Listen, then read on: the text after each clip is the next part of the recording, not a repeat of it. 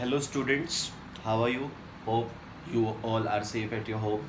Today our topic is business. सबसे पहले हम बिजनेस की डेफिनेशन जो है डिस्कस करेंगे कि क्या बिजनेस है क्या.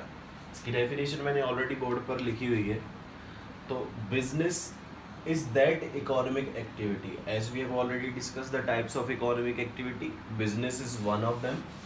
Business is that economic activity which is concerned with which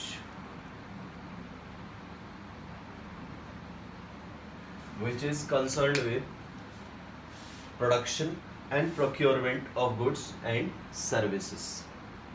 हम बिजनेस में क्या करते हैं, या तो प्रोडक्शन करते हैं या फिर ऑलरेडी प्रोड्यूस्ड गुड्स को प्रोक्योर करते हैं for the purpose of cell.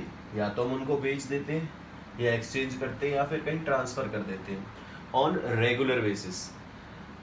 Business activity must be conducted on regular basis. It is not a single day transaction. The aim behind these activity is earning profit by satisfying human wants. तो आपकी जो definition है वो क्या बनेगी? Business is that economic activity which is concerned with the production and procurement of goods and services on regular basis with the aim of earning profit by satisfying human wants. अब इसमें ना कुछ key terms हैं, उनको मैं underline कर देता हूँ और सॉरी उन की टर्म्स के बेसिस पर ही हम क्या करेंगे, इसके फीचर्स या फिर कैरेक्टरिस्टिक्स को हम डिस्कस करेंगे. सबसे पहले देखिए, it is an economic activity which is concerned with production या फिर procurement of goods and services for the purpose of sale, exchange and transfer on regular basis, earning profit. तो इसमें हमारे 4-5 कैरेक्टरिस्टिक्स तो यहीं से निकल आए. तो अब हम क्या करेंगे, इन्हीं की टर्म्स की बेसिस से डिस्कस करते हैं कैरेक्टरिस्टिक्स ऑफ बिजनेस.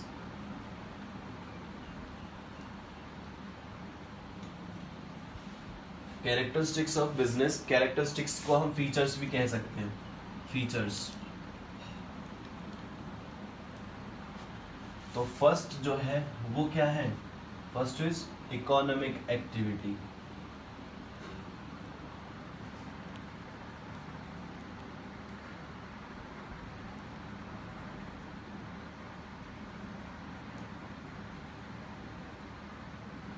बिजनेस जो होता है वो एक इकोनॉमिक एक्टिविटी है because every business activity is concerned with earning profit. या फिर हम कह सकते हैं, जैसे हमने डिस्कस किया था differentiation of economic and non economic activity में, तो इकोनॉमिक एक्टिविटी वो एक्टिविटी होती है which is perform to earn profit या इनकम और टू क्रिएट वेल्थ. तो business is also economic activity because business is perform और business is set up for earning profit, और अर्निंग प्रॉफिट है इसीलिए क्या है, इकोनॉमिक एक्टिविटी है. बिजनेस जो होता है वो कभी भी हम सोशल सेटिस्फैक्शन या साइकोलॉजिकल सेटिस्फैक्शन के लिए नहीं करते. ठीक है, बिजनेस के पीछे जो एम होता है वो होता है प्रॉफिट. वैसे भी कहा जाता है profit is the main reason behind the existence of any business. किसी भी बिजनेस के एग्जिस्टेंस के पीछे जो मेन रीजन होता है वो क्या होता है, अर्निंग प्रॉफिट होता है. तो अर्निंग प्रॉफिट होता है तभी हम इसको क्या कहते हैं, इकोनॉमिक एक्टिविटी बोलते हैं. ठीक है जी. सेकंड जो है इसमें कहा है कि प्रोडक्शन या फिर प्रोक्योरमेंट. प्रोक्योरमेंट का मतलब होता है इकट्ठा करना. ऑलरेडी जो प्रोड्यूस गुड्स हैं उनको इकट्ठा कर लेना या किसी से खरीद लेना for the purpose of resale. Production और procurement of goods and services. Goods और सर्विसेज का हम क्या करते हैं, प्रोडक्शन या फिर प्रोक्योरमेंट. प्रोडक्शन का मतलब क्या होता है, प्रोडक्शन का मतलब होता है कि हमने प्रोड्यूस किया है गुड्स को, goods are being manufactured by the businessman. तो उसमें होता है प्रोडक्शन, जब हम सेल्फ प्रोडक्शन करते हैं. और अगर किसी दूसरे मैन्युफैक्चरर से हम खरीद लेते हैं for the purpose of trade या फिर for the purpose of resale, उसको बोलते हैं प्रोक्योरमेंट. ठीक है जी. तो बिजनेस में या तो हम खुद प्रोडक्शन करते हैं गुड्स एंड सर्विसेज का, या फिर हम प्रोक्योरमेंट करते हैं. ठीक है जी. और ये जो प्रोडक्शन की जाती है ये किसके लिए की जाती है, for the purpose of resale, exchange और ट्रांसफ़र। क्योंकि अगर हम कोई भी प्रोडक्शन करेंगे सेल्फ कंजप्शन के लिए तो it will not be treated as a business activity, उसको हम नहीं मानेंगे। फॉर एग्जांपल ए फादर को छोड़ो, a farmer grows wheat for the consumption of his family, या grows wheat for his family, it will not be treated as a business because he has produced that wheat for the family consumption, not for the purpose of selling या reselling, तो उसको हम फिर business नहीं मानेंगे। However, if the same farmer has produced the wheat for the purpose of selling wheats in the market, then that activity will be treated as economic activity and simply a business। ठीक है, next तो हम कह देंगे कि हम self consumption के लिए नहीं बल्कि sale and exchange of goods and services, इसमें हमारा सेल भी होता है या फिर हम एक्सचेंज करते हैं। एक्सचेंज इन द सेंस जैसे हमारे एशियन टाइम्स में होता था ना कि बार्टर सिस्टम ऑफ एक्सचेंज हम कहते थे, goods in exchange of goods, पर उसमें एक मतलब पैरिटी वैल्यू नहीं होती थी, यानी कि क्योंकि जब तक इवोल्यूशन ऑफ मनी नहीं हुआ था तो हम क्या करते थे, एक गुड की वैल्यू दूसरे गुड की वैल्यू में ही हम जो है उसके टर्म्स में ही आंकते थे। तो एक्सचेंज क्या होता था कि उसमें एक जो सबसे बड़ा ड्रॉबैक होता था वो होता था existence of double coincidence of bonds. Existence of coincidence of bonds मतलब अगर आपको चीनी चाहिए, ठीक है, और आपके पास चावल है, तो आपका एक्सचेंज तब तक पॉसिबल नहीं है जब तक आपको कोई ऐसा व्यक्ति नहीं मिल जाए जिसको चावल की ज़रूरत हो और उसके पास चीनी हो देने के लिए, ठीक है ना। तो मतलब एक दूसरे की नीड जो है वो कोइंसिडेंटली अराइज हो तभी एक्सचेंज पॉसिबल था। बट आज ऐसा नहीं है, हम एक्सचेंज जो है दूसरे चीज़ों में यानी कि मनी के उस पर भी कर सकते हैं या फिर हम सेल भी कर सकते हैं, sale and exchange of goods and services. जैसे मैंने कहा कि जो भी हमने प्रोडक्शन किया है, प्रोक्योरमेंट किया है, वो सेल्फ कंजम्पशन के लिए नहीं होता है बल्कि किसके लिए होता है, सेल एंड एक्सचेंज के लिए होता है, तभी वो बिजनेस में आएगा। नेक्स्ट इसमें क्या होता है कि ऑन रेगुलर बेसिस होता है, रेगुलरिटी या continuous. Students, regularity is very much important in the business because business is not a single day transaction or a single time transaction। अगर कोई भी सिंगल टाइम ट्रांजेक्शन है या सिंगल डे ट्रांजेक्शन है वो फिर बिजनेस में नहीं आएगी, it must be on a regular basis, ठीक है ना। क्योंकि if any business man have set up any business, it will be set up for long period of time, not for a day और अ to.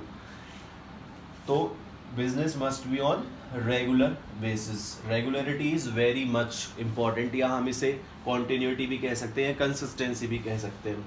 Fifth point जो हमारा है that is earning profit.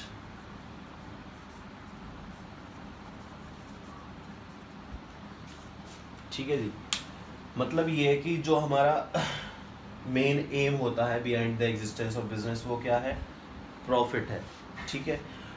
तो profit जो होगा, profit वैसे कहा जाता है profit is not the objective but the requirement of any business, यानी कि बिजनेस में इतने प्रॉफिट होने चाहिए कि बिजनेस अपनी सारी कॉस्ट को कवर कर पाए और बिजनेसमैन के फैमिली के जो खर्चे हैं यानी कि बिजनेसमैन का जो लाइवलीहुड है वो भी यहाँ से निकलता रहे, ठीक है। तो कम से कम इतने प्रॉफिट हों कि जिसमें बिजनेस कॉस्ट प्लस फैमिली जो होती है एंटरप्रेन्योर की या बिजनेसमैन की उसके खर्चे निकल जाए। तो प्रॉफिट के साथ साथ आजकल जो मॉडर्न ऑब्जेक्टिव होता है वो होता है profit with service. Profit with service, profit with service का मतलब ये है कि जैसे मैंने ऊपर लिखा है ना, on the basis on regular basis with the aim of earning profit by satisfying human wants, यानी कि ह्यूमन वांट्स को सेटिस्फाई करके ही प्रॉफिट अर्न करना है, तो उसी को कहते हैं प्रॉफिट विद अर्निंग। मतलब हमें किसी के साथ कोई भी एक्सप्लॉयटेशन, अनफेयर या अनस्क्रूपुलस एक्टिविटीज़ में इन्वॉल्व नहीं होना है। यानी कि प्रॉफिट जो है वो हम लोगों को सर्विस प्रोवाइड करके उनकी वांट्स को सेटिस्फाई करके ही अर्न करेंगे, ना कि किसी इलीगल या अनफेयर मीन्स से हम प्रॉफिट करेंगे अर्न। ठीक है ना। तो profit earning is the main M behind the existence of any business. अब क्या होता है कि हमने जैसे लाइव क्लासेस में डिस्कस भी किया था कि जो प्रॉफिट होता है वो क्या होता है, reward for bearing risk. Profit is the reward for bearing risk. अब इसका मतलब क्या है, यहाँ पर रिस्क अवेलेबल होता है, रिस्क फैक्टर है। जैसे हमने डिस्कस किया था पहले भी कि risk is the inseparable element of any business. Business can not be run in the absence of risk या without risk. In every business there is a presence of little or a more risk, because business जो होता है उसमें हम सारे decisions जो लेते हैं वो लिए जाते हैं for the future। यानी कि every business decision is futuristic, it is taken for the future and future is uncertain। future जो होता है वो क्या होता है, अनसर्टेन होता है, अनप्रिडिक्टेबल होता है, अनकंट्रोलेबल होता है, और समटाइम वो अनफेवरेबल भी हो जाता है। जैसे अभी लॉकडाउन चल रहा है, तो इस लॉकडाउन में लोगों ने, जिन्होंने भी बिजनेस सेटअप किए हैं, उनकी प्रोडक्शन है, प्रोक्योरमेंट या सेल एंड एक्सचेंज, ये तो सब बिल्कुल बंद है, कम्प्लीटली लॉकडाउन है। तो उनको क्या हो रहा है, रिस्क हो रहा है, क्योंकि उन्होंने जो भी इन्वेस्टमेंट की हुई होगी अपने बिजनेस में, वो इन्वेस्टमेंट एक तरीके से ब्लॉक हो चुकी है एक टाइम पीरियड के लिए, तब तक उससे कोई भी प्रॉफिट नहीं हो रहा है। तो हमेशा हर एक बिजनेस में, चाहे वो छोटा हो या बड़ा हो, कहीं भी हो, उस बिजनेस में रिस्क रहेगा ही रहेगा।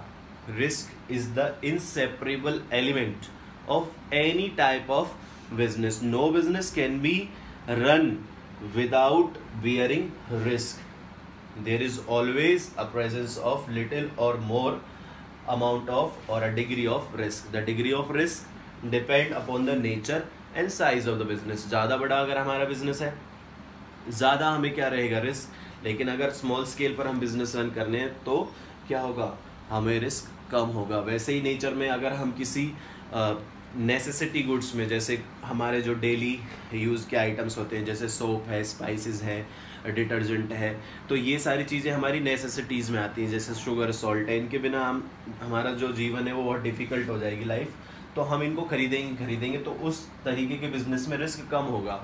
लेकिन अगर कोई भी फैशनेबल आइटम्स में या लग्जरियस आइटम्स में कोई डील करता है, तो उसमें रिस्क ज़्यादा होता है, क्योंकि उसकी डिमांड जो है वो बहुत जल्दी से घटती और बढ़ती है, क्योंकि लोगों के टेस्ट एंड प्रेफरेंसेस जो है वो बदलते रहते हैं। तो रिस्क में एक हमारे जो बिजनेस के स्कॉलर हैं, पीटर एफ ड्रकर, उन्होंने कहा है कि higher the risk greater will be the profit. जितना ज़्यादा हम रिस्क अज्यूम करेंगे, हमारे जो प्रॉफिट है उनकी प्रोबेबिलिटी या पॉसिबिलिटी उतनी ज़्यादा अराइज हो जाएगी। वैसे रिस्क की जो डेफिनेशन होती है, रिस्क को कहा जाता है कि द पॉसिबिलिटी ऑफ लॉसेस और inadequate profit due to some uncertain, unpredictable, unavoidable, uncontrollable या unforeseeable events is known as risk. किसी अनफोर्सिएबल या अनप्रेडिक्टेबल इवेंट की वजह से अगर हमारे लॉसेस बढ़ जाए या हमारा प्रॉफिट कम हो जाए, उसी को बोलते हैं रिस्क। तो हमेशा बिजनेस में अनसर्टेनिटीज़ बनी रहती हैं, तो इसलिए बिजनेस में क्या प्रेजेंट होता है, रिस्क प्रेजेंट होता है। तो ये हमारे बिजनेस के फीचर्स थे।